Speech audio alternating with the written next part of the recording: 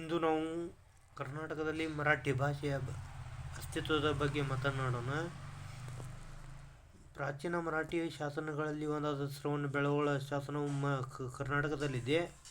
ಇದನ್ನು 998ರಿಂದ ಹಿಡಿದು ಸುಮಾರು 1000 ಕ್ರಿ.ಶ. 1000 ವರ್ಷದ ನಡುವೆ ಕೆತ್ತಲಾಗಿರಬಹುದೆಂದು ಭಾಷಾಶಾಸ್ತ್ರಜ್ಞರು ಇತಿಹಾಸಕಾರರು ಅಭಿಪ್ರಾಯಪಟ್ಟಿದ್ದಾರೆ.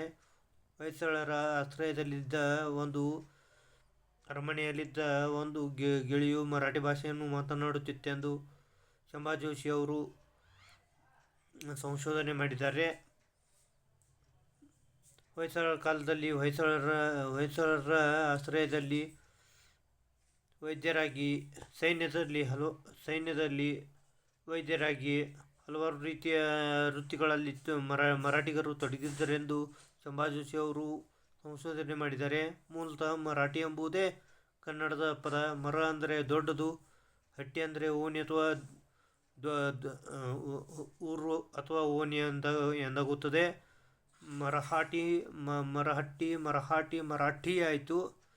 ಈ ರೀತಿ ಮರಾಠಿ ಪದವು ಕನ್ನಡದಿಂದ ಹುಟ್ಟಿದೆ ಎಂದು ಶಂಭಾ ಜೋಶಿ ಅವರು ಉಲ್ಲೇಖಿಸುತ್ತಾರೆ. ಕರ್ನಾಟಕದಲ್ಲಿ ಕನ್ನಡದ ಮನೆಯಲ್ಲಿ ಮರಾಠಿಯು ಬೆಳೆಯಿತೆಂದು ಭಾಷಾಶಾಸ್ತ್ರಜ್ಞರು ಅಭಿಪ್ರಾಯಪಟ್ಟಿದ್ದಾರೆ. ಮತ್ತು ಇಂದಿನ ಸಾಂಗ್ಲಿ, ಲಾತೂರ್, ಕೊಲ್ಹಾಪುರ ಮುಂತಾದ ಗಡಿಭಾಗಗಳಲ್ಲಿ ಮರಾಠಿಯು ತದನಂತರದಲ್ಲಿ ಮರಾಠರ ಕಾಲದಲ್ಲಿ ಪ್ರಬಲವಾಯಿತೆಂದು ಹೇಳಿದ್ದಾರೆ.